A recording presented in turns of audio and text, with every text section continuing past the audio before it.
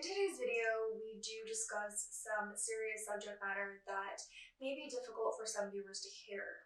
We discuss racism, sexism, anti-Semitism, and various hate groups. This is all done with historical context. Viewer discretion is advised.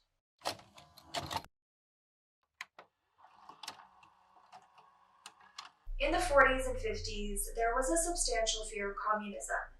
The fear was made worse by the use of propaganda. Films and posters alerted the public to the Red Menace. With the Soviet Union and United States going from allies to enemies, communism became the government's biggest target. In steps the House Un-American Activities Committee, or HUAC, a group of people who called witnesses to reveal who they knew to be communists. Many brought to the stand were in the entertainment industry, athletes, and government officials. Refusal to name names could lead to graylisting before being blacklisted, while refusal to testify meant jail time. House Un-American Activities Committee is a stain on American history, and it wasn't the end of the witch hunt. It was just the beginning. Hello, and thank you for joining me today on the Quiet Riot, where we talk film, television, and media. I am so happy to have you. I'm Ainsley, and today we are dealing with subject matter that is more on the sad, frustrating, and just all around makes you really angry type of video, because we are discussing some of the worst aspects of the US government, and that is HUAC, as they really affected people's personal and professional lives simply because they believed them to be communists or communist sympathizers. And while depending on your own political views or your own thoughts on communism, it's important to note that these people, one of their main reasons for going after communism was because they found it to be un-American, simply because they were no longer allies to the Soviet Union, and not because they really thought that it was truly hurting people in the United States. I will talk a little bit more about certain actors, and I will dive into how it affected the film industry, because we are discussing HUAC and the Hollywood Blacklist. I will name people who were blacklisted and generally just discuss this effects on Hollywood, both behind and in front of the scenes. And going forward, I will make other videos about people who were in fact blacklisted. And next week's video is going to be about Paul Robeson, which we will learn a little bit more about him today, and then learn more about him next week. Created in 1938, House Un-American Activities Committee, or HUAC, was a committee of U.S. House of Representatives that investigated alleged disloyalty and subversive activities on the part of private citizens, public employees, and those organizations suspect of having fascist and communist ties. It became a permanent committee in 1945, and by 1969 it was known as House Committee of Internal Security. The committee's functions were transferred to the House Judiciary Committee when it was abolished in 1975. Prior to the creation of HUAC, there were precursors beginning in 1918, but it wasn't fully established until 1945, after being created in 1938. It began with the Dies Committee. Reorganized from its previous incarnations, the Dies Committee was established in 1938. Chaired by Martin Dies Jr., which it's named for, was a Democrat out of Texas. The Dies Committee focused their efforts on communists. In 1938, head of the Federal Theater Project, Haley Flanagan, was subpoenaed to appear before the committee to answer the charge the project was overrun with communists. Flanagan was called to testify for only part of one day, while an administrative clerk was called in for 2 entire days. Joe Starnes, a Democrat from Alabama, asked Flanagan whether the English Elizabethan-era playwright Christopher Marlowe was a member of the Communist Party, and used that ancient Greek tragedian, Mr. Euripides, preached class warfare. While pro-Nazis were looked at by the committee, they were not their main target. In 1939, they investigated Oscar C. Foss and George Van Horn Mosley. Mosley testified for 5 hours about a Jewish communist conspiracy to take control of the U.S. government. Mosley was supported by Donald Shea, whose statement was deleted from the public record as the committee found it objectionable. The Dice Committee put together an argument for the internment of Japanese Americans. They called it the Yellow Report. This was organized as a response to rumors of Japanese Americans being coddled by the War Relocation Authority and news that some former inmates would be allowed to leave camp and soldiers to return to the West Coast. The committee investigated charges of fifth column activity in the camps. They presented their investigation to the 77th Congress and alleged that certain cultural traits such as Japanese loyalty to the emperor, the number of Japanese fishermen in the U.S., and the Buddhist faith were evidence of espionage. The members of the committee supported internment with the exception of one, Representative Herman Eberharder, a Democrat out of Pennsylvania. It's important to note, while I do look at this as being absolutely ridiculous and laughable, Japanese internment did happen here in the U.S. It happened here on U.S. soil. By 1946, the committee considered opening an investigation on the men in white sheep, but decided against it, prompting white supremacist committee member Johnny Rankin, a Democrat out of Mississippi, to remark, "After all, the KKK is an old American institution." Instead of setting their sights on the Klan, they decided to concentrate on investigating the possibility that the American Communist Party had infiltrated the Works Progress Administration, including the Federal Theater Project, the Federal Writers Project. It would be another 20 years before the committee conducted an investigation into the Klan's activities, under Chairman Edwin Willis, a Democrat out of Louisiana. In 1945, HUAC became a permanent committee, chaired by Democratic Representative Edward J. Hart of New Jersey. Under mandate of Public Law 601, the Committee of 9 representatives investigated threats of subversion or propaganda that attacked the form of government as guaranteed by our Constitution. In 1948, HUAC investigated the charge of espionage brought against Aldred Hiss. Hiss was a former government lawyer and State Department official. He helped to create the United Nations after World War II. Chief Investigator Robert E. Stripling, Senior Investigator Louis J. Russell, and investigators Alan William Stokes, Courtney B. Owens, and Donald T. Appill worked on the case. Benjamin Medell was the director of research. It was alleged that during the 1930s, Hiss was a spy for the Soviet Union. While the statute of limitations for espionage charges had expired, they tried for perjury and found him guilty on 2 counts in 1950 after a lengthy trial. This case helped to solidify what members of HUAC already believed. The committee was an important part of uncovering communist activities in the United States.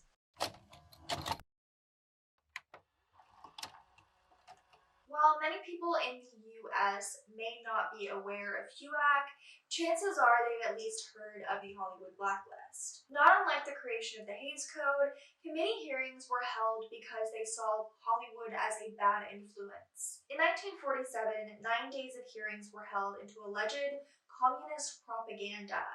Eventually, more than 300 artists were boycotted by studios. This included directors, commentators, actors, and screenwriters. While some stars like Charlie Chaplin and Orson Welles left the U.S. and some went underground to find work, others work under pseudonyms or names of their colleagues. Following the blacklist, only 10% succeeded in rebuilding careers within the entertainment industry. HUAC subpoenaed 79 people on the claim that they were subversive and that they injected communist propaganda into their film. The claims were not substantiated. The investigators charged them with contempt of Congress when they refused to answer questions about their membership in the Screenwriters Guild and Communist Party. HUAC demanded that they admit to their political beliefs and name names of other communists. 19 refused to cooperate. Due to illness, scheduling conflicts, and exhaustion, only 10 appeared before the committee. These men were called the Hollywood 10. I plan on doing a full video dedicated to the Hollywood 10. As you know, there was other people who were not able to really be involved in this. It was originally 19 people, and a lot of that focus went on to the Hollywood 10 because they all did end up being arrested and sentenced to jail, so there is a lot to go into, and I will be doing a full video on that separately. After the man received contempt of court citations, they believed that the Supreme Court would overturn the ruling, but the court did not, and they were sentenced to 6 months to a year in jail. In other court hearings, the accused would plead the fifth instead of the first. The list of people in the entertainment industry who were blacklisted is long. Black trailblazers Paul Robeson and Canada Lee, known for their work on stage and screen. Playwrights Lillian Hellman and Dashiell Hammett. Richard Wright, best known for Native Son. Larry Luther and Stella Adler, and many others were the victims of HUAC's Hollywood witch hunt. Prior to her blacklisting, Lee Grant was a stage and film actress whose career was just beginning. She appeared in the stage play Detective Story before appearing in the film version. Her role as the play and film's comedic relief won her rave reviews, but she wouldn't experience the wave of Hollywood success for long. Kirk Douglas, who acted with her in Detective Story, recalled that director Edward Dintrick, a blacklistee, had first named her husband to HUAC, and he was actually one of the original members of the Hollywood 10, and unfortunately he ended up eventually giving up names. Kirk Douglas stated, "Lee was only a kid, a beautiful young girl with extraordinary talent and a big future. You could see it.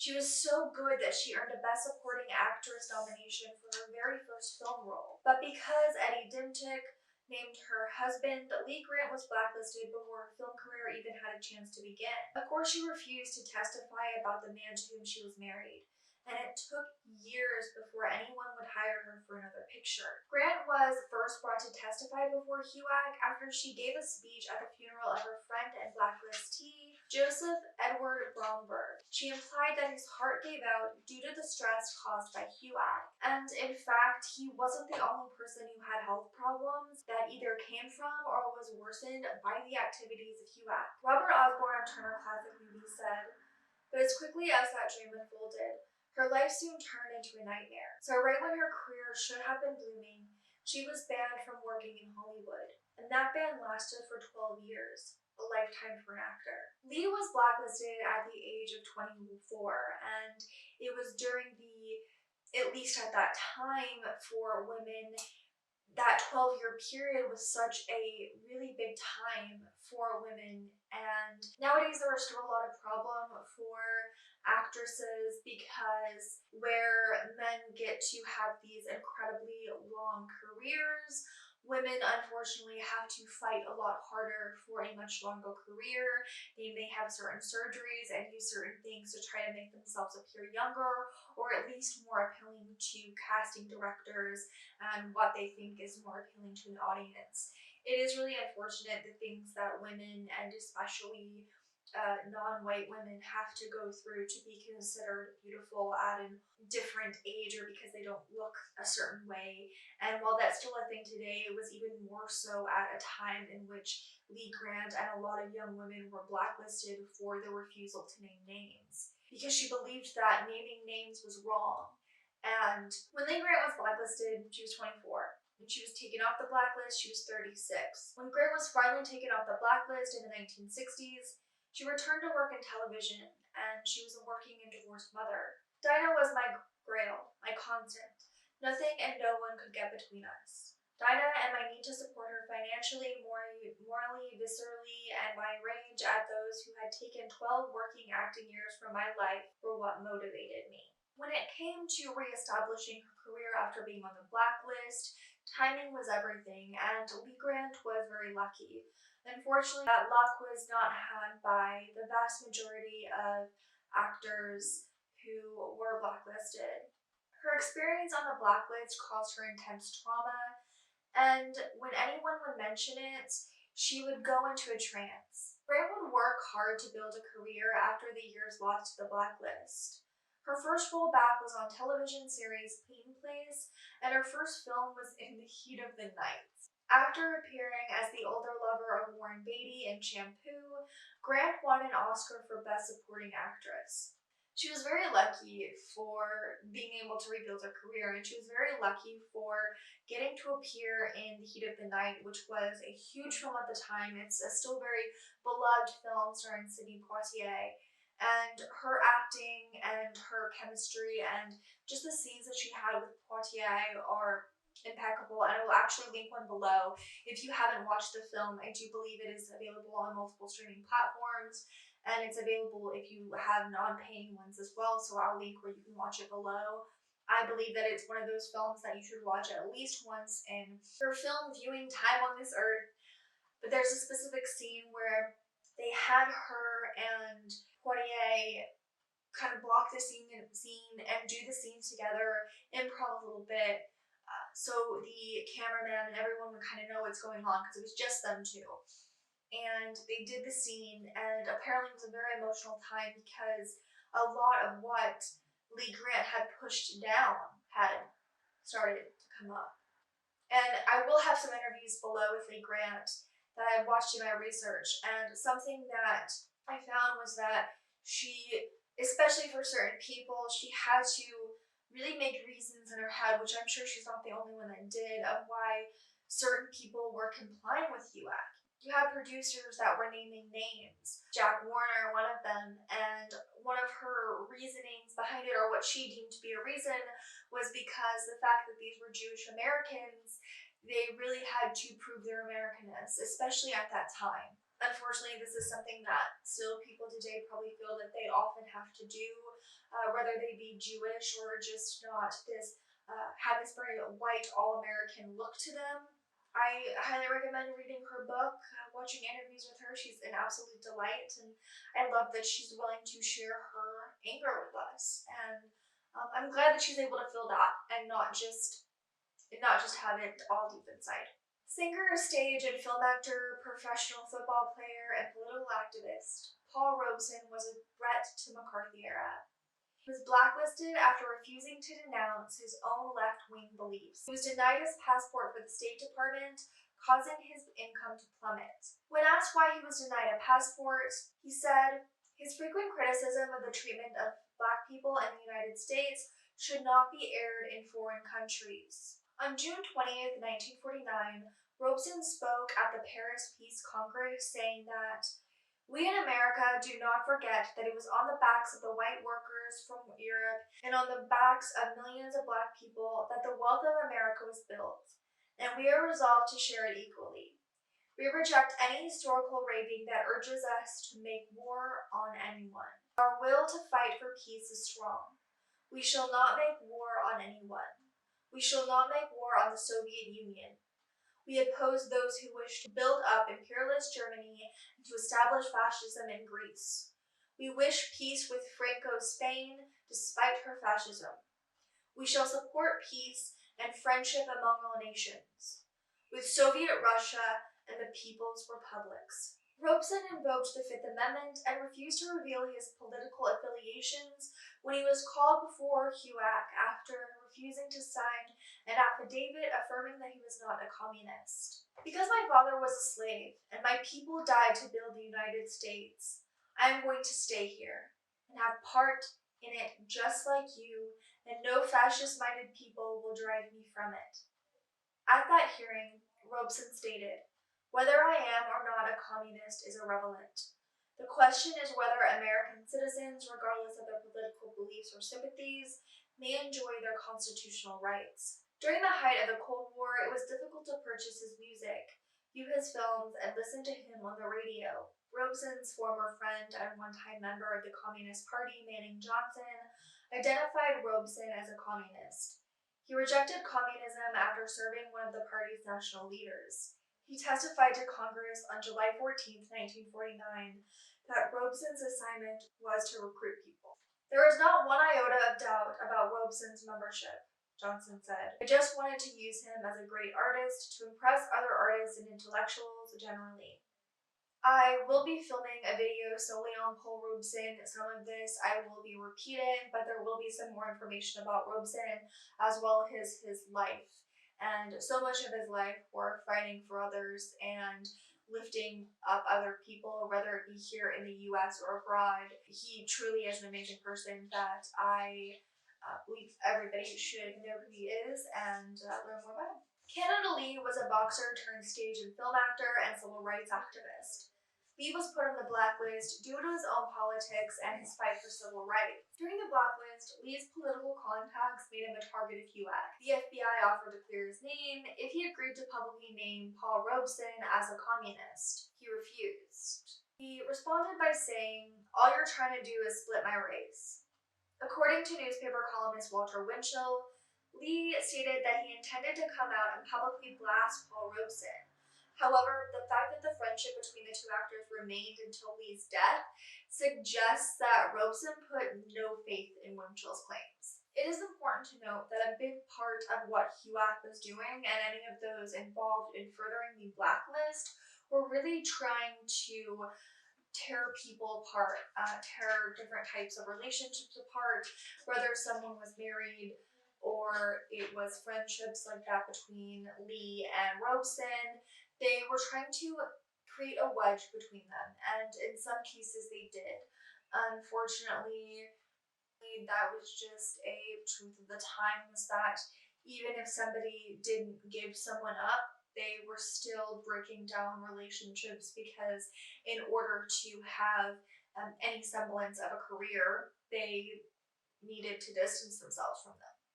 Singer, actress, dancer, and activist Lena Horne was heavily involved in civil rights activism. In 1941, Horne performed at Cafe Society, New York's first desegregated venue. She worked close with fellow activist Paul Robeson and worked with Eleanor Roosevelt on anti-lynching laws. Due to her political views and activism, Horne was blacklisted. Like the majority on the blacklist, was not a communist, but she considered many Hollywood communists her friends. Missing her life in New York, Robeson convinced her to become more politically active. When Robeson was publicly outed as a communist and when her autobiography In Person, Lena Horne, as told to Helen Arnsten and Carlton Ross, was published, things got increasingly worse. Moss, who was a communist, praised Robeson in the book. Struggling to book jobs, Lena Horne turned to Ed Sullivan, and he advised her to publicly distance herself from communists. Sullivan published Horne's statement in his column on October 26, 1951. Though this column did not help her. Though not a communist herself, actress Marsha Hunt refused to be silenced when it mattered, and refused to speak when it went against her own views. A survivor of the Hollywood blacklist, Hunt endured the sexism of the period. Marsha was the last surviving member of the Committee of the First Amendment, an action group of film actors, directors, and writers, for her death. When the group went to Washington to protest HUAC and the treatment of the Hollywood 10, the trip backfired and 150 people found themselves on the Red Channel's pamphlets. While some that traveled to Washington took political cover and spoke out against communism and retaliation, Marsha refused. One of the things that a lot of people may know from this period and that whole ordeal was that both Bogey and McCall were a part of that, and unfortunately, Bogey and McCall were one of those people that spoke out and said that they didn't know that any of the Hollywood 10 were actual communists, which I'm sorry, you have a group of 10 writers in this period and you didn't think that maybe at least one of them was an actual communist? I'm not buying it, bro. But I do love Bogey and McCall as actors, but when it comes to certain ways that they handled themselves in the situation, it really rubs me the wrong way. Especially when you think someone like Marsha Hunt, who, though she was a popular actress, she wasn't as big at the time as, say, Humphrey Bogart, and she was really just willing to put it all out there for people, and people that she didn't even know. Some she knew, some she didn't, and that's cool, and I think more people should know who Marsha Hunt is. After her death in 1922, Alan K. Rode wrote an article in appreciation of Marsha Hunt, his friend. He spoke of her fondly and said that Marsha confided in him that she was presented with a loyalty oath that she was requested to sign in order to appear in the Happy Time in 1952. He said that she was never one to dwell on personal misfortune and that she was the original using lemons to make lemonade optimist. That will be linked in the description box below. With her career derailed by the Hollywood blacklist, Marsha Hunt turned her attention to social causes. While she would act throughout her life appearing in film and television, Martha was just as much an activist as she was an actress. Her kindness and her belief in doing what is right helped her get through one of Hollywood's darkest periods. The Hollywood blacklist destroyed lives, and while there are some that were able to rebuild their careers, there were many more that lost theirs entirely to HUAC's obsession with finding and condemning communists. Like Robeson, many were condemned for speaking out about human rights. Harry Belafonte, to name just one more, was blacklisted as a result. Those that engaged in any form of left-wing politics were called before HUAC. They were called to name names, but also to admit to and to denounce their political beliefs. When the blacklist was eventually lifted, the damage was already done. Many were left with the trauma caused by their place on the blacklist, and it's a dark time in history that mustn't be overlooked. While the majority of the people that we talked about today were involved in Hollywood, it's important to note that many other people were affected by this. If you were a big name athlete and you had any type of tie to people in Hollywood that were believed to be communist, or anyone else who may have been a communist, you were called, that included Jackie Robinson. We'll talk a little bit more about that in next week's video. There is a lot to talk about when it comes to HUAC and its being a big part of Hollywood history, the Hollywood blacklist, and everything that goes around it. I will be doing other videos, including one on the Red Scare and McCarthyism. Miss Lemon's back there barking. She's very upset about this all. I know, the blacklist being one of the darkest times in Hollywood history. It really is anger-inducing, very sad, very frustrating. I will link the resources for this video in the description box below. I will have other videos, which if you are watching after those are out, they will be linked in the description, as well as, if I can, put them up here as well. And if you have any questions or things you would like to see on this channel, please feel free to comment those below. It is not only something I want to hear, but it will help this video out and will help the channel out as well. I want to say a big thank you to any subscribers, viewers. If you've made it to this moment in the video, thank you so much. Like, subscribe, ring that bell to be notified every single time I post.